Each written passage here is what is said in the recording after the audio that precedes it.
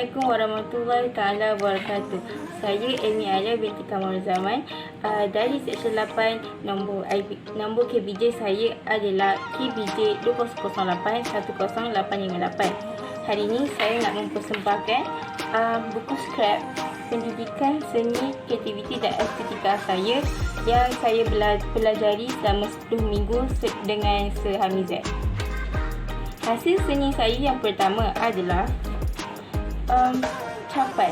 Saya membuat capan bermotifkan pokok. Dan ini saya membuat capan menggunakan cotton bud dengan kapas.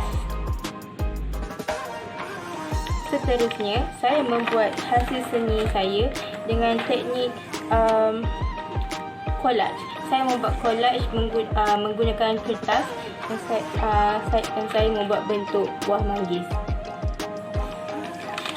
Seterusnya, saya membuat hasil seni saya yang seterusnya adalah origami. Saya telah membuat origami aiskrim berbentuk hati, bintang, ikan serta rama-rama.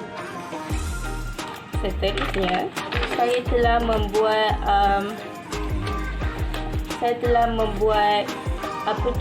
anyaman. Saya membuat anyaman ni biasanya tengok pada tika-tika. Seterusnya, saya membuat seni blotters. Blotters ni saya menggabungkan warna antara warna oranye, hijau, merah, biru dan kuning. Seterusnya, saya telah membuat batik. Batik saya telah membuat batik bermotifkan bunga dan saya telah mewarnakannya dengan color pensel dan saya telah mewarnakannya dengan warna merah, oranye, kuning dan coklat. Seterusnya, saya telah membuat topeng kucing. Hasil seni saya yang seterusnya adalah membuat seni tiupan. Saya membuat tiupan ini dengan menggunakan straw dan saya meniupkan sisa-sisa watercolor yang saya telah letak di kertas.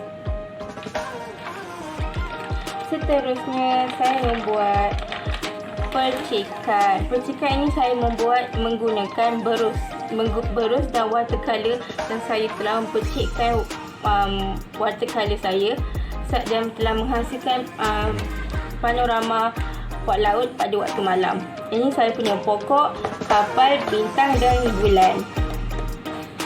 Seterusnya, iaitu akhir sekali saya membuat teknik resis. Resis ini saya telah membuat teknik warna-warna dengan melilingkan bahagian tepi ini dan saya telah membuat memotifkan bunga. Sekian, terima kasih daripada saya.